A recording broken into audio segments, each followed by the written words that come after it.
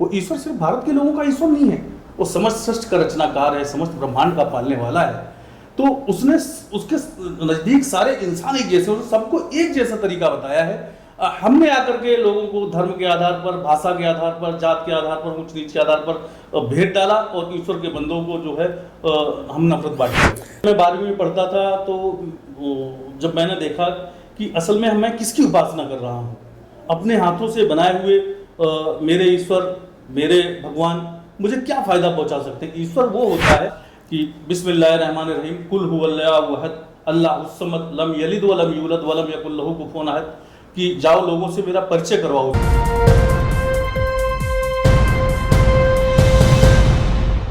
अस्सलाम वालेकुम, मैं हूं शकील अहमद और आप देख रहे हैं न्यूज़ मैक्स। उमर गौतम और मुफ्ती इस्माइल साहब का जो मामला है वो लगातार पेचीदा होता जा रहा है। आज जिस तरह से उमर गौतम साहब के घर पर ईडी का छापा मारा गया, उनके दफ्तर पर पुलिस और ईडी के ज़रिए अभी तफ्तीश चल रही है, छानबीन चल रही है, और इस पूरे मामले में जिस तरह से कोशिश की जा रही है विदेशी फंडिंग को साबित करने की और उसके साथ ही आईएसआई से संबंध जोड़ने की बात बार बार उत्तर प्रदेश पुलिस की एटीएस के ज़रिए की जा रही है। लेकिन एक सवाल ये खड़ा होता है कि जब इस तरह के मामला सामने आते हैं तो उसके बाद दर्जनों लोग ऐसे सामने आ रहे हैं जिन्होंने इस्लाम को कबूल किया, और इस्लाम को कबूल उन्होंने किसी दबाव या किसी लालच में नहीं, बल्कि इस्लाम का मुताला करने के बाद, इस्लाम को पढ़ने के बाद, समझने के बाद ही इस्लाम का दामन थामा। लेकिन जिस तरह से ये प्रोपेगेंडा किया जा रहा है पिछले एक हफ्ता से, जब से उमर गौतम गिरफ्तार हुए हैं, कि 1000 लोगों को कन्वर्ट कराया, तो जाहिर सी बात है जो मीडिया लगातार इस पूरे मामले को लेकर बातें कर रही है और दावा किया जा रहा है कि 1000 लोगों को कन्वर्ट कराया है, लेकिन एक भी केस ऐसा सामने नहीं आया जिसमें मीडिया के सामने कोई ऐसा व्यक्ति आया हो जिसने ये कहा हो कि हाँ, उमर गौतम ने हमें पैसा दिया था, हमें लालच दिया था, शादी कराने का लालच दिया था, कारोबार का लालच दिया था। ऐसा कोई भी व्यक्ति नहीं आया, सिवाय इसके कि जो लोग कन्वर्ट हुए हैं उनके घर वालों से गोदी मीडिया बात कर रही है और पूरे मामले को अपने हिसाब से मोड़ रही है। हमारे साथ एक साहब मौजूद हैं जिनका नाम महेंद्र पाल सिंह था। पहले इस्लाम कबूल किया 1990 में और आज खुद तबलीग का काम करते हैं। अब्दुल रहमान इनका नाम है। इस्लाम कबूल करने के बाद उत्तर प्रदेश के आगरा के रहने वाले थे, लेकिन आजकल दिल्ली में रह रहे हैं। ये किसी माध्यम से हमारे पास पहुँचे हैं, खुद इन्होंने कांटेक्ट किया है और बताना चाहते हैं कि आखिर जिस तरह के इल्ज़ामात उमर गौतम साहब पर लगाए जा रहे हैं वो बेबुनियाद हैं। हालांकि अब्दुल रहमान साहब ने उमर गौतम के दावा सेंटर से कोई अपना सर्टिफिकेशन नहीं कराया है, लेकिन जब इस तरह की चीज़ सामने आती है तो ऐसे लोग जो है पूरी तरह से उनके अंदर एक इस्तिराब पैदा होता है कि दावत का काम जो लोग कर रहे हैं उनको किस तरह से बदनाम करने की कोशिश की जा रही है। स्वागत है आपका अब्दुल रहमान साहब न्यूज़ मैक्स में। क्या कहना चाहेंगे जो ये आरोप लगाए जा रहे हैं? आपने खुद इस्लाम कबूल किया, तो क्या आपको किसी तरह का कोई लालच दिया गया था शादी कराने का, किसी लड़की से पैसा देने का, या और किसी तरह का कोई लालच दिया था? नहीं, असल में लालच तो दूर की बात है, मुझे तो किसी ने पैगाम तक नहीं पहुंचाया। और मैं तो खुद असल में एक जज्बा था मेरे अंदर कि मैं असल में देखूं कि सच्च क्या है, क्योंकि जब ईश्वर एक है तो ईश्वर का बनाया हुआ धर्म भी एक ही होता है ना। असल में आज हमने भाषा के आधार पर नफरतें बांट दी। आज मुस्लिम शब्द को इतना जलील कर दिया गया है और इतना नफरत भर दी गई है उसके अंदर। असल में हम सब अज्ञानता का शिकार है। मुस्लिम एक अरबी शब्द है और इसे अगर हम हिंदी में कहें तो इसे बोला जाएगा आज्ञाकारी। मुस्लिम का अर्थ है आज्ञाकारी। तो एक सवाल है, क्या आज्ञाकारी होना बुरी चीज़ है? दुनिया की हर वस्तु आज्ञाकारी है अपने मालिक की, अपने पैदा करने वाले की। सूर्य हो, सितारे हो, चंद्रमा हो, हर चीज अरबी के हिसाब से मुस्लिम है और हिंदी के हिसाब से आज्ञाकारी है। अगर कोई बेटा अपने बाप का आज्ञाकारी होता है तो अरबी के हिसाब से मुस्लिम है वो। तो इसी तरीके से समस्त सृष्टि के जो मानव हैं वो अपने मालिक के प्रति अगर आज्ञाकारी है तो मुस्लिम है, अगर उसे एक ईश्वर की उपासना करते हैं।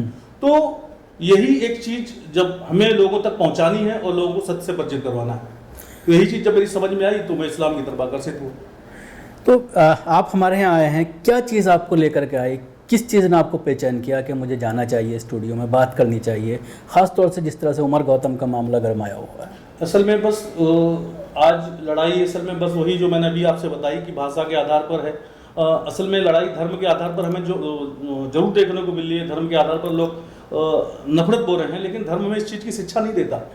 आज हम धर्म को समझते नहीं हैं, लेकिन धर्म के नाम पर लड़ने मरने को तैयार हैं। धर्म एक ईश्वरीय दिशा निर्देशों का नाम है। हमारा आपका पैदा करने वाला, समस्त संसार के लोगों का पैदा करने वाला वो ईश्वर परमेश्वर, वो अल्लाह एक है। ये भाषाओं के अंदर है, आप किसी नाम से उसे पुकारें। तो हम अगर इस संसार में देखें, जो भी वस्तु निर्माता होता है, जो प्रोडक्ट निर्माता होता है, अपने प्रोडक्ट के उपयोग के तरीके बताता है, निर्धारित करता है। ये किसी को अधिकार नहीं है। ये मेरे पास मोबाइल है, इसको जिसने बनाया है उसने इसके साथ एक गाइड बुक दी है। जो गाइड बुक हमें हमारे आपके मोबाइल के साथ मिली है, वो गाइड बुक इस मोबाइल का धर्म है। आपको इस संसार में एक भी प्रोडक्ट ऐसा नहीं मिलेगा जिसके साथ उसके बनाने वाले ने गाइड बुक न दी हो। इसी तरीके से संसार का बसने वाला हर मनुष्य उस ईश्वर का, उस मालिक का, उस अल्लाह का, उस गॉड का प्रोडक्ट है। और हमें संसार में कैसे जीवन यापन करना है वो तरीका उसने बतलाया है। संसार के हर मनुष्य को बतलाया है। जो तरीका उसने बतलाया है उसी को धर्म कहा जाता है, और सदा से एक है।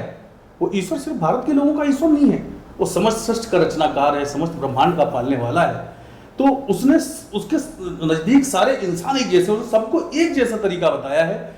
हमने आकर के लोगों को धर्म के आधार पर, भाषा के आधार पर, जात के आधार पर, ऊंच नीच के आधार पर भेद डाला, और ईश्वर के बंदों को जो है हम नफरत बांटने लगे। तो किस चीज़ ने आपको अट्रैक्ट किया इस्लाम के? कि क्या किसी को देखा आपने नमाज पढ़ते हो, या किसी मुस्लिम का रहन सहन आपने देखा, या उसका किरदार देखा? किस चीज़ ने आपको अट्रैक्ट किया? असल में मैं तो शुरू से पहले भी धार्मिक था और ईश्वर के प्रति अटूट विश्वास था। लेकिन असल में धीरे धीरे जब मैं 12वीं में पढ़ता था, तो जब मैंने देखा कि असल में मैं किसकी उपासना कर रहा हूँ, अपने हाथों से बनाए हुए मेरे ईश्वर, मेरे भगवान मुझे क्या फ़ायदा पहुँचा सकते हैं। ईश्वर वो होता है, बेटा कभी बाप से बड़ा नहीं हो सकता। बाप बाप ही रहेगा, बेटा कितनी उन्नति, कितनी तरक्की कर ले। इसी तरीके से जिसको मैं बना रहा हूँ, जिसको मैं पैदा कर रहा हूँ, वो मेरा ईश्वर कैसे हो सकता है। ईश्वर के बारे में पवित्र कुरान के अंदर कुछ विशेषताएं उस मालिक ने बताई हैं। सूर्य नंबर 112 है, सूर्य इखलास की, बिस्मिल्लाहिर्रहमानिर्रहीम, कुल हुवल्लाहु अहद अल्लाहुस समद लम यलिद व लम यूलद व लम यकुल लहू कुफुवन अहद। कि जाओ लोगों से मेरा परिचय करवाओ। उसने अपने अंतिम संदेशा को आदेश दिया है कि कुल जाकर के लोगों से कहो हुवल्लाहु अहद, वो अल्लाह एक है, दो नहीं है, तीन नहीं है। अगर हमारे देश के 2 प्रधानमंत्री हो तो देश नहीं चल सकता। 2 प्रधानमंत्री हो जाए, अभी किसानों का मुद्दा चल रहा है, एक बोलेगा जी बिल पास होगा, एक बोलेगा रद्द होगा। तो इसी तरीके से वो मालिक एक से अतिरिक्त वो एक है। अल्लाह उस समय वो आत्मनिर्भर है, किसी चीज पर निर्भर नहीं। ये विशेषताएं उस ईश्वर की जिसकी हमें उपासना करनी है। न उसे जल पर निर्भर है, न भूख पर निर्भर है, न नींद पर निर्भर है, किसी चीज पर निर्भर नहीं है, वो आत्मनिर्भर है। लम यलिद व लम यूलद, न उसने किसी को जना, न वो किसी के द्वारा जना गया। वलम यकुल लहू कुफुवन अहद। अंत में बिल्कुल अल्लाह ने स्पष्ट कर दिया कि आप उसके बारे में सोच भी नहीं सकते हो कि वो कैसा है। असल में हम और आप मनुष्य हैं, तो कभी ईश्वर के बारे में कल्पना करते हैं तो मन के अंदर विचार आता है कि ईश्वर भी हमारे और आपके जैसा होगा। अगर हम और आप चींटी होते तो सोचते साथ ईश्वर चींटी होगा। तो ये विशेषताएं जिसके अंदर हैं वो ईश्वर कहलाने के लायक है, जिसके अंदर विशेषताएं नहीं हैं वो ईश्वर नहीं हो सकता। हजरत मोहम्मद सल्लल्लाहु अलैहि वसल्लम पैदा हुए थे, वो खाना खाते थे, सोते थे, है ना, तो वो कुछ भी हो सकते हैं। इसी तरीके से और भी महापुरुष हैं, मैं किसी का नाम लेना नहीं चाहूँगा, सबका जन्म हुआ था, सबने शादियाँ की थी, सब खाते पीते सोते थे, कुछ भी हो सकते थे, कुछ भी हो सकते हैं, महापुरुष हो सकते हैं, लेकिन ईश्वर नहीं हो सकते। ईश्वर तो इन सब चीज़ों से बहुत ऊपर है। तो इसी चीज़ ने आपको इस्लाम की तरफ अट्रैक्ट किया कि इस्लाम कुल हुवल्लाहु अहद कहता है कि अल्लाह एक है। जी जी। उसके बाद किस तरह से आप इस्लाम? असल में धर्म की मूल शिक्षाएं तो अलग है ही नहीं। अगर हम सनातन धर्म देखेंगे तो ऋग्वेद के अंदर ब्रह्मसूत्र आता है, एकम ब्रह्म द्वैतानास्ति, कि ब्रह्म ईश्वर परमेश्वर तो एक है। यही अरबी में ब्रह्मसूत्र है, ला इलाहा इल्लल्लाह, कोई अल्लाह के सिवा कोई पूजनी, कोई उपासनी नहीं, कोई दूसरा ईश्वर नहीं है। बस भाषाओं का अंतर है, बस लोगों ने भाषा के आधार पर लोगों को बांट दिया। वरना अगर हम धर्म की मूल ईश्वरी शिक्षाओं पर आ जाएंगे तो कोई भेद है ही नहीं, कोई झगड़ा ही नहीं है। काफ़ी टाइम हो गया आपको इस्लाम लाए हुए, लेकिन आज के माहौल में जिस तरह से धर्मांतरण को लेकर के राजनीति की जा रही है, उमर गौतम साहब को जिस तरह से बेबुनियाद इल्ज़ामात लगा करके सलाखों के पीछे पहुंचा दिया गया, गुंडा एक्ट उनके ऊपर लगा दिया गया, कई वर्ष तक उनकी जमानत नहीं होगी, और जिस तरह की चीज़ें की जा रही हैं, ईडी से रेड कराई जा रही है, उसको किस तरह से देखते हैं? असल में देखें, आप तो मीडिया में हैं, न्यूज़ चैनल कवर करते हैं, मुझसे तो कहीं ज़्यादा आप तक खबरें पहुंचती होंगी और तकरीबन हर देशवासी तक पहुंचती जी। हैं। अगर हम देखें सच्चाई और ईमानदारी के साथ बिल्कुल निष्पक्ष होकर के, तो हमारे मुल्क में खुलेआम ऐसे प्रचार हो रहे हैं कि आप आइए और घर वापसी करिए, 5 लाख लीजिए। कुछ संस्थाएं ऐसी हैं कि आइए और 2 लाख रुपए लीजिए। आपको मुसलमानों की ऐसी एक भी तंजीम नहीं मिलेगी ढूंढने से जिसने कहा हो कि आप इस्लाम कबूल करिए और 10 रुपये लीजिए, ढूंढने से भी नहीं मिलेगी। कोई है बिरले ही कोई किसी को झूठा सच्चा इल्जाम लगा दे तो गलत बात है, कोई ऐसा नहीं मिलेगा। आज खुलेआम मीडिया चैनलों पर बैठकर इस्लाम के पैगंबर की शान में अपशब्द कहे जाते हैं। आज लोग वीडियो वायरल करते हैं, उनके सामने अपशब्द कहे जाते हैं। अब अगर कोई मुसलमान, ये बाहैसियत मुसलमान, हर मुसलमान की जिम्मेदारी है कम से कम प्यार और मोहब्बत के साथ तो लोगों की गलतफहमियां दूर करे। तो जो लोग मेरे जैसे समाज में लोगों की गलतफहमियों को दूर करने की कोशिश करते हैं कि इसमें समाज में अमन शांति और भाईचारा कायम हो, तो उनके ऊपर इस तरीके का इल्जाम लगा दिया जाता है और कुछ भी नहीं है।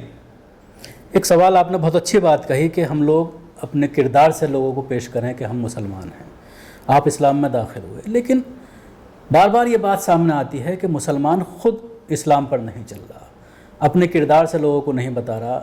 आज से पहले अगर 200-300 साल पहले चले जाएं तो लोग दाढ़ी वाले को देख करके ये कहते थे कि यही फैसला करेगा, उसकी बात पर यकीन किया जाता था। लेकिन आज मुसलमानों को जो किरदार हो गया, आप दूसरे मज़हब से इस्लाम में आए हैं, उसको किस तरह से आप देखते हैं? असल में बात वही है कि आज हमने अरबी नाम को मुसलमान समझ लिया है जी।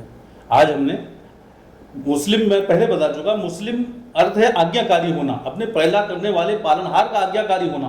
आज सोशल मीडिया पर आप देखेंगे तो बहुत सी चीजें ऐसे मिल जाएंगी कि ईश्वर ने तो आपको जो है गैर मुस्लिम पैदा किया था, वो तो आपकी बाद में खतना की गई, तो आप जो है मुस्लिम बने। यह अज्ञानता है और कुछ भी नहीं है।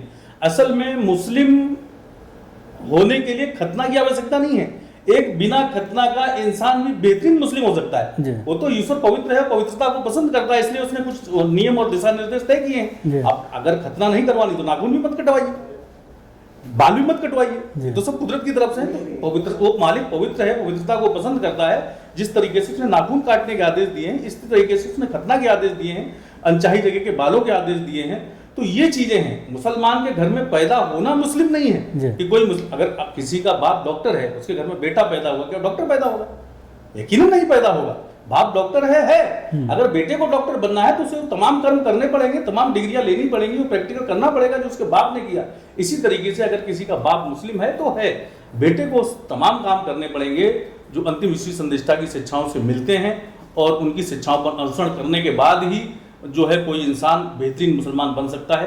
क्योंकि मुसलमान किसे कहते हैं? अद्दीन व नसीहा। अंतिम संदेष्टा ने कहा अद्दीन व नसीहा, धर्म नाम है खैरख्वाही, भलाई, परोपकार और मानवता का, जन कल्याण के कार्यों का नाम जो है वो इस्लाम है। बहुत सारी शिक्षाएं हैं जो आप इस्लाम के अंदर देखेंगे कि अगर आपका पड़ोसी भूखा है तो आपका खाना हराम है। एक बहुत मशहूर हदीस है जो अक्सर आपने भी सुनी होगी कि एक बहुत ही नेक और परहेजगार औरत थी और उसने एक बार एक बिल्ली पाली और उसे कहीं जाना था। वो बिल्ली को बंद करके या गोया कहीं बांध करके चली गई। वापस आई तो बिल्ली भूख प्यास की हालत में मर गई, जिसके बारे में अंतिम ईश्वरीय संदेष्टा कहें कि वो नेक औरत थी। वो सोचे कितनी नेक होगी। बिल्ली मर गई तो आपने फरमाया वो औरत जो है नर्क में जाएगी, जहन्नम में जाएगी, यानी उसके तमाम सदकर्मों पर वो एक बुराई भारी पड़ गई। इसी तरीके से फाहिशा और बदकार औरत के बारे में आता है कि उसने एक प्यासे कुत्ते को देखा और उसे पानी पिला दिया। अंतिम ईश्वरीय संदेष्टा ने कहा कि वो जो है जन्नत में जाएगी, यानी उसके तमाम पाप कर्मों पर एक अच्छाई जो थी भारी पड़ गई। ये तो एक छोटी छोटी सी जो जीव जंतु हैं उनके बारे में मामले हैं। हम और आप मेरे सामने बैठे हैं, अगर मैं आपसे प्रेम नहीं कर सकता, अगर मैं आपसे मानवता की बात नहीं कर सकता, तो उस मालिक से प्रेम का वादा मेरा झूठा, मक्कार हूं मैं। चाहे अपने नाम के आगे मैं कुछ भी लगा लूं, मैं आपसे मोहब्बत नहीं कर सकता। आप उसके बंदे हैं, आपने उसको बनाया है, तो उस मालिक से मैं प्रेम कैसे कर सकता हूं? उस मालिक से प्रेम करने का वाहिद तरीका है कि हम उसके बनाए हुए लोगों के साथ प्रेम, भाईचारे, समानता की बात करें, उसकी प्रकृति से प्रेम करके, उसके जीव जंतु से प्रेम करें। यही धर्म शिक्षा देता है, यही असल धर्म है।